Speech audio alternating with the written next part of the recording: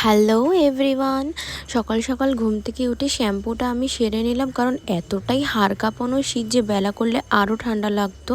তাই স্নান টান করে একটু রোদ পোয়াতে বসে গেলাম, যাতে চুলটাও আমার রোদেই শুকিয়ে যায়। তারপরে যতটুকু কাজ বাকি ছিল মার সাথে একটু হাতে হাতে করলাম।